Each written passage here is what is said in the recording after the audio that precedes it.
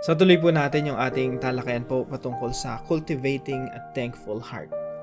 Alam niyo po yung gustong-gusto ng Diyos na attitude ng puso natin, yung attitude na mapagpasalamat, yung attitude na hindi mo nakakalimutan yung kagandahang loob ng Diyos, yung mga mabubuting bagay na ginawa niya sa atin.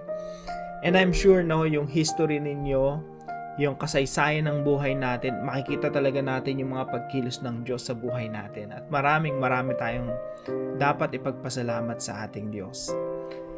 Na yung ating talatang pag-aaralan po ay matatagpuan po sa Psalm chapter 106 verse 1. Sabi po rito ng psalmist, "Praise the Lord, O give thanks to the Lord, for He is good." Amen po ba? Ang Diyos po naging mabuti sa ating buhay at nararapat lamang tayong magpasalamat sa Kanya, magkaroon ng pusong mapagpasalamat. For His steadfast love endures forever. At yung pag-ibig ng Diyos hindi nagmamaliw. Sa Tagalog po, purihin ninyo ang Panginoon. Magpasalamat kayo sa Kanya dahil Siya'y mabuti. Ang Kanyang pag-ibig ay walang hanggan. Napakabuti po ng Panginoon sa ating mga buhay. Now, yung una po nating teaching ngayong umaga, God's character is worthy of praise and thanksgiving. Yung character o katangian po ng Diyos ay karapat-dapat pasalamatan, karapat-dapat nating purihin. Alam niyo po yung Diyos natin, kung ano yung revelation niya o kapahayagan niya patungkol sa kanyang sarili, yun din po yung nararanasan natin. Kapag sinabi ng Diyos na ako ay mabuti, ang Diyos ay mabuti, ang karanasan natin bilang mga anak ng Diyos ay kabutihan din ng Diyos. Pag sinabi ng Diyos na siya ay matapat, ang nararanasan nating mga tao, mga anak ng Diyos ay katapatan ng Diyos.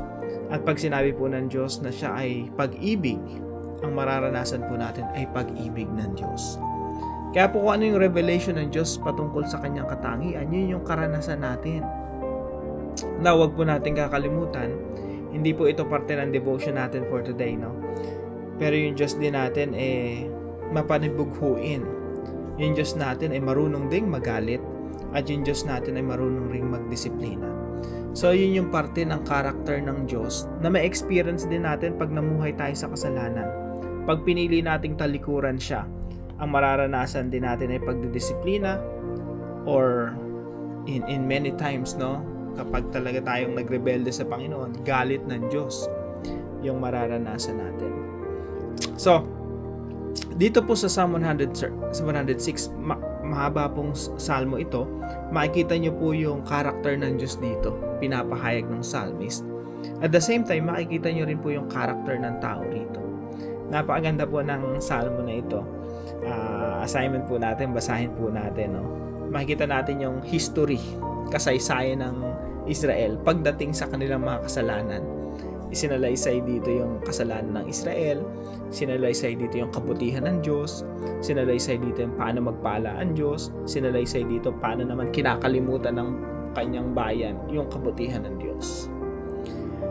Now, God's character is worthy of praise and thanksgiving.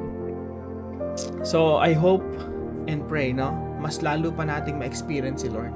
Kaya napakahalaga na kinikilala natin si Lord. Lord, sino ka ba sa buhay ko?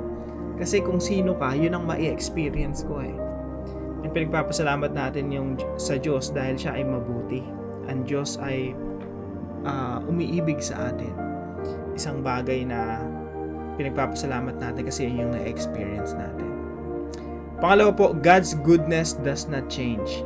Ang kabutihan po ng Diyos hindi nagbabago. Kaya po dito sa salmong ito, makikita mo yung mga ginawa ng Diyos na kabutihan sa bayan ng Israel. Yung mga panahon na inalipin sila sa Ehipto, kinahabagan sila ng Diyos, pinakitaan sila ng kabutihan, pinalaya sila sa pagkaalipin. At dito rin makikita natin yung tao pabago-bago. Tuwang-tuwa sila, pinalaya sila ng Diyos. Tuwang-tuwa sila, ginawa silang isang bayan ng Diyos. Pinalaya mula sa pagkaalipin sa Ehipto. Pero makikita nyo, pabago-bago yung tao, kinalimutan agad nila si Lord. Kinalimutan nila agad yung kabutihan ng Panginoon. At nagsimula yung bayan ng Israel na magrebelde sa Diyos. Paulit-ulit po yun sa Psalm 106, yung cycle na yun. Yung gagawaan ang Diyos ng mabuti sa kanila, pagkatapos after a while kakalimutan nila, and then mamumuhay na naman sila sa pagkakasala. Pareho rin po sa atin, no? Pabago-bago tayong mga tao.